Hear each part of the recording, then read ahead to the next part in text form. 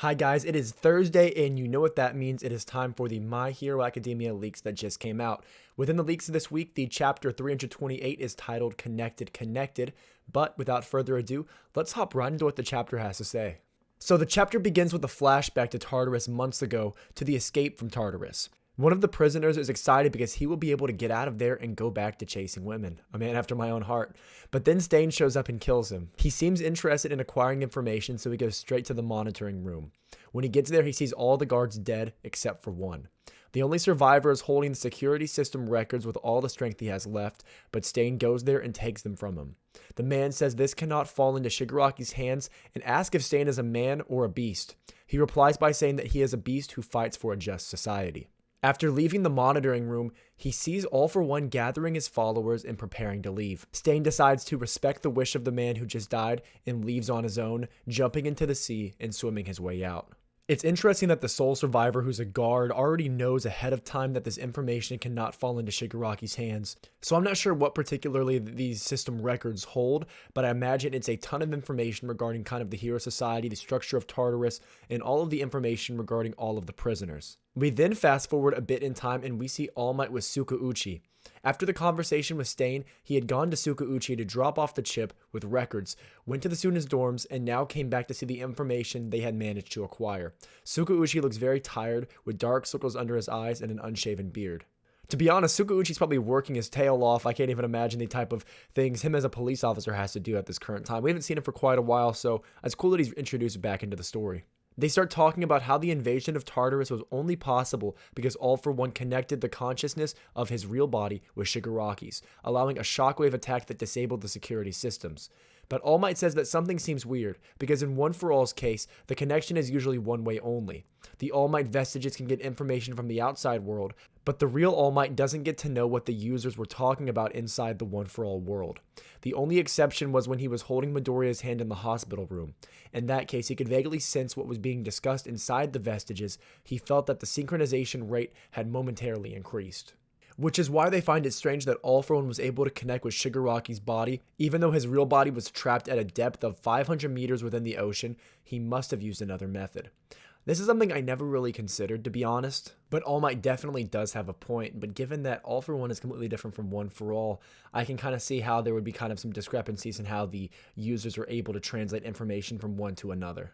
So they started considering that the shockwaves must have not been used only to knock out the system, but also to send a message. So they looked in the security system's records, and indeed, the electricity level meter formed something resembling a conversation, and from there they got some very important information. Shigaraki's body will be ready in 38 days. Sansa, Tsukauchi's assistant, is shocked. He says that this doesn't match with what it was said by the central hospital, because the minimum resting time should be 2 months. All Might says he doesn't quite understand it either, but for now, the results of the hospital's research will take a back seat. Taking this deadline set by All For One and calculating the time that has passed since the invasion of Tartarus, there are only 3 days left for Shigaraki's body to reach a perfect state.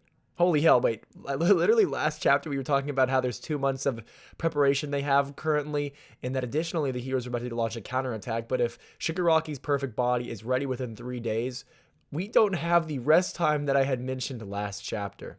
Especially after last chapter being so lackadaisical, I was really expecting the upcoming chapters to kind of be, a lot of setup. But 3 days until Shigaraki's body reaches that perfect state where he can fully wield all of the power. Oh my god, the story's coming to a close a lot faster than we think. We see the focus shift to a building with several flags around it, which seems to be the International Heroes headquarters. There, some big shots are discussing how it would be unwise to send too many heroes from different countries to Japan, as this would mess with the existing balance of power in these countries. However, the representative from Egypt says that Salam, the hero that appeared in movie 3, was not happy with this decision. Similarly, the Singapore representative said that the big red dot, also from the 3rd movie, wanted to help All Might with whatever he needs. Next, one of the leaders said that he failed to stop one of his country's heroine. She set off towards Japan on her own and took a fleet with her. On the next page, we see a woman on top of a jet saying that she couldn't refuse the request because it was made directly by All Might. If her master is in trouble, there is no reason for her to hesitate. Her name is Star and Stripe. She is America's #1 hero. So as we know, All Might did spend some time abroad studying in the US, but this woman just said that All Might was her master. So I guess All Might had a protege while in America who goes by Star and Stripe. I have no idea what kind of power she has, but very American themed given Star and Stripe. I know All Might's costume is pretty American, to be honest, and all of his attacks are based off like Detroit Smash, a city in the US. So this is kind of really exciting to see all these heroes kind of come for the end game of this story. I really thought we had a lot of time for preparation. So hopefully we have time for Star and Stripe to get on that fleet and reach Japan. I know it's probably a pretty lengthy voyage over, but we only have 3 days until Shigaraki's fully awakened. So, Deku and friends, hopefully you enjoy your bath time and everything from the last chapter, because you won't have much time for that at all, and Deku is about to be absolutely filthy once more like he was in this past arc. So guys, this chapter was absolutely huge. We have new heroes coming to fight within Japan to stop Shigaraki. Shigaraki is about to fully awaken and then cause hell on all of Japan and likely the entire world. So as the story draws closer and closer to an end, we continually and eagerly wait for these final battles to ensue. But listen guys, we have some heroes from overseas now to help the boys. We have Stain now helping, and as All Might said, he will fight with all he has left to stop All for One as well. And as sad as it makes me to say this, I do believe that in this final arc, in this final battle, I do think it's likely that All Might will die protecting likely Deku.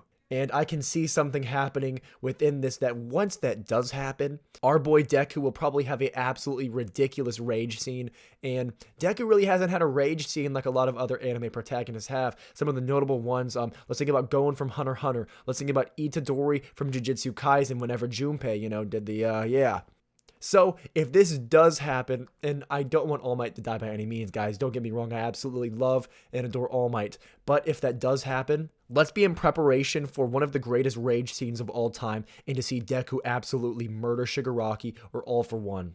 So guys, if you enjoyed this kind of chapter breakdown and kind of my discussions of what the leaks had to say, I encourage you to drop any feedback you have in the comment section below, and drop a like if you haven't already, and subscribe, because I really want to push for 1,000 subs by 2022, and although we are roughly 570 off, I do believe that we can do it. So guys, as always, be greedier, and I'll catch you all next time.